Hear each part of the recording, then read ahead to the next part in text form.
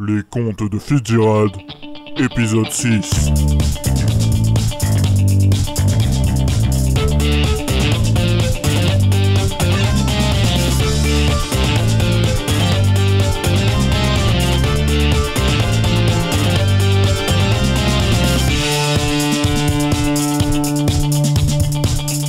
Après m'avoir littéralement encastré dans le coffre de sa petite voiture vert kaki, le colonel me conduit jusqu'au château de Hachlemeux.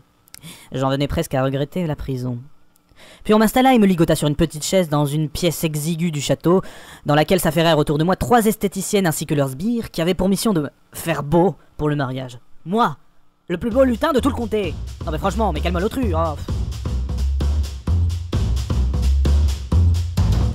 Pour te préparer pour ton mariage, nous allons transformer ton joli visage. Un peu de poudre pour masquer les cernes, un peu de gloss pour ce sourire s'éteindre. Je vous emmerde, j'ai pas envie de sourire, c'est un mariage forcé. Et pour les cernes, vous n'avez pas passé vos dernières 48 heures à courir partout, hein. Ne bouge pas, sinon faudra tout recommencer. Laissez-moi, je suis pas une poupée. Il faut masquer toutes les imperfections, toutes les rougeurs, tous les petits boutons. Mais donc en avant ce menton, sois fier, lève la tête, ta coiffure est parfaite. Les épaules en arrière, la chemise col ouvert, les chaussures astiquées, la démarche assurée. Car c'est bien aujourd'hui, en cette journée bénie, que tu vas t'avancer vers ta fille bien-aimée. Oui, c'est bien aujourd'hui que vous allez vous marier. Toujours ligoté, mais plus sur une chaise, on me poussa dehors dans le parc verdoyant du château. Le colonel m'attendait devant la porte avec un sourire diaboliquement machiavélique. Oh, alors, ça y est, la petite face de Fionn est prête pour le mariage. Oh, mais on dirait presque un visage normal avec cette belle coiffure. Colonel, vous avez un humour tout à fait délicat. Si j'avais pas peur des conséquences, je vous trouverais bien un surnom digne de vos qualités de beau-père. Épargne donc ta salive, face de Fionn. Par ailleurs, je tiens à te présenter un ami très très cher, convié spécialement pour le mariage. Qu'est-ce que... Votre Altesse le roi Pampam III, souverain du royaume de la poudre d'escampette. Ah, super. Ah, c'est donc vous le futur époux de la féminine. Je suis enchanté de faire votre connaissance. Le colonel Friedrich m'a beaucoup parlé de vous et de vos récents déboires ayant défrayé la chronique. Mes hommages, sire. Tout le plaisir est pour moi. C'est un honneur de vous voir en chair et en os. Ma foi, ce garçon convient sans doute fort bien à votre fille, Friedrich. Yo, je le pense aussi. D'autant qu'il a toutes les raisons de se tenir à carreau avec elle et avec moi. Oui, d'ailleurs, j'ai emmené avec moi Fido, mon fidèle crocodosore. Au cas où un quelconque incident se produirait. Oh, quelle bonne initiative, votre majesté. Cela pourrait dissuader certaines personnes de prendre la fuite, hein. N'est-ce pas, Fitzgerald? Cause perdue pour cause perdue. Pendant ce temps, la féminine se préparait elle aussi pour son mariage. Il faut avant tout prévenir qu'en rébellion face à son père, la jeune fille s'était entourée d'amis peu fréquentables et s'était mise à traîner avec ses copains wesh dans des boîtes de nuit. D'où ma rencontre avec elle. Bref. Malgré des efforts notables, elle avait cependant du mal à adopter le langage particulier de ses amis. Wesh, normal, je suis une fille de bonne famille.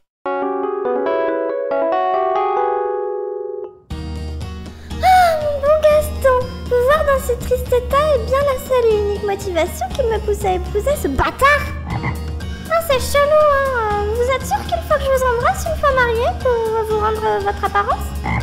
Wesh, je ne prétends pas que vos croisements ne soient pas clairs, hein, mon doux et tendre.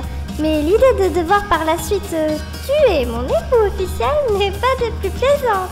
Même si celui-ci n'est en rien le calme de ma vie, hein. Si vous m'assurez que c'est bel et bien vous qui vous en occuperez, alors je consens à aller jusqu'au bout de ce mariage. Mais c'est bien parce que je vous aime, Prince Gaston. Bon, et pour notre enfant aussi, un peu quand même. Hein. L'amour peut vous donner des ailes, il peut vous rendre prête à tout. Il agenouille les plus rebelles, mais les plus grands au garde à vous. Cette passion tendre et sauvage agit comme un envoûtement. C'est donc pour vous ce mariage, pour vous mon doux prince charmant. C'est là qui perd son poids. Mon mec qui va t'arracher les bras. Mon mec qui va prendre le chien. Mon mec qui va te mettre la misère. Rien ne peut jamais entraver mes sentiments à votre égard. Tant pis s'il me faut sacrifier la vie de ce petit bâtard. Toi-même tu sais, hein, mamie maman.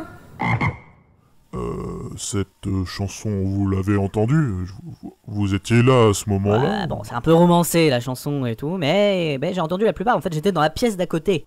On m'y avait de nouveau ligoté sur une chaise, le temps que le roi et le colonel s'assurent que tout était prêt afin de commencer la cérémonie. Du coup, en entendant la féminine, je pris conscience que je mourrais tôt ou tard en restant ici. Il me fallait à tout prix m'enfuir, et le plus loin possible. Dans la pièce où j'étais, il y avait un garde dans le coin. Et soudainement, j'eus une idée. Fabuleuse, comme toujours.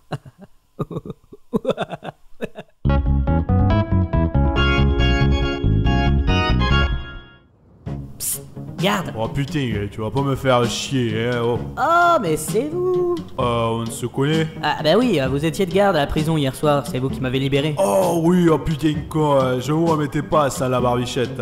Ouais, on est potes, hein, non? Ah bah, on se connaît pas tellement, quand même. Oui, bon, c'est vrai. Du coup, si je vous demande amicalement si vous pouvez me faire sortir, genre discreto, sans scred, ça va pas le faire. Mais non, peu cher, on m'a demandé de vous garder ici et de pas vous laisser sortir. Bon, ok. Ouais, par contre, j'ai une envie pressante. Vous pourriez me conduire aux toilettes, je vous prie? Ça peut pas attendre. Ouais, d'accord, je vous accompagne et je vous attends devant la porte. Je veux éviter les emmerdements, ok? Ah ouais, aucun souci, aucun souci. Garde! Où est Fitzgerald? La cérémonie va commencer! Il est aux toilettes, colonel, je garde la porte. Je pense qu'il est constipé parce que ça fait un bout de temps. Laissez-moi ouvrir cette porte! Mais d'accord. Scheiße! La face de Fiona s'est enfuie! Par la lucarne! Oh putain, con. Envoyez tous les carrosses à sa poursuite immédiatement! À vos ordres, colonel. Quant à vous, Sie sind gefeuert! J'ai pas bien compris. Vous êtes viré! Keine Scheiße ohne Hoden! À vrai dire, en allant vers ces WC, je n'avais absolument aucun plan. Et pour une fois, la chance m'avait souri. Et alors que je m'étais penché par la lucarne pour constater que j'étais un peu trop haut pour atterrir sain et sauf dans l'arrière-cour, j'avais remarqué la benne à ordures placée juste en dessous de la fenêtre. Et mieux encore, les éboueurs qui arrivaient dans leur carrosse à ordures.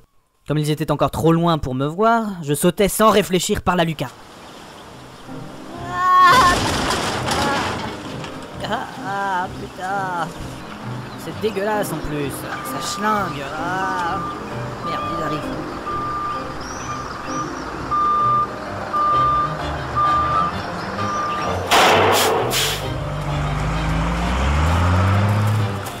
Scheiße! Suivez ce carrosse poubelle!